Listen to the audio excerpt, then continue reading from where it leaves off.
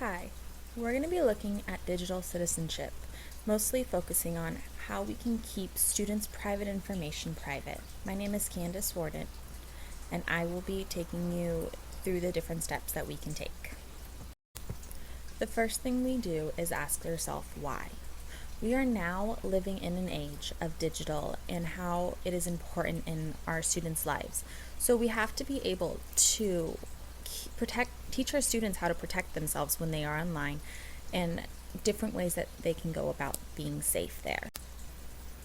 First, let's take a look at what will happen if the students share information that needs to be kept private. A lot of them don't know that whatever they put out there online can have real life consequences. It's going to come out in their daily life and can affect them while they're sitting in a classroom or while they go out to get a real job in the future. But what happens if they ask first? If they ask, should I be sharing this with an adult? They are taking the extra step to make sure that only the information that is safe to share is being put out there in the real world. And they're saving themselves that consequence from sharing their private information. So now you might be asking yourself, well, what can I do? How can I make sure that my student is being kept safe and that their information is remaining private so that it doesn't get out? The first step is you have to tell the students what information is private and what needs to be kept to themselves and not shared online. Things like full name, age, address, telephone number are things that we don't want the students getting out. We want them to know, keep it safe. We also want them to know that email, where they go to school, where they are after school, and where their parents work is also information that needs to be kept private. They need to understand that this information should not get out there, and it can fall into the wrong hands if it does. Once they know what the private information is, they need to know not to use it. They need to understand that they cannot be sharing this information. It needs to be kept private and out of online spaces. One of the biggest things is to have this talk with your students. They have to understand how important it is to make sure that they are safe online. It doesn't do enough just to tell them what private information is, but you also need to talk about why it's important to keep it private.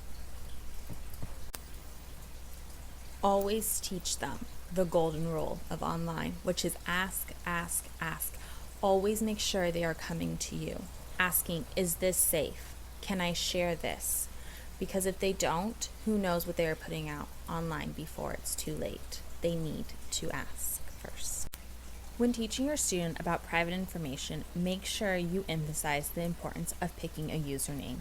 Many do not realize that when they're picking a username that reflects themselves, they are actually giving out their private information because that is the first thing people will see and remember about that person online. So what should a username have in it? How should it look?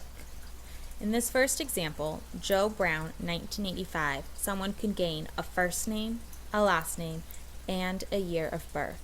This is not a secure username. It is letting out too much.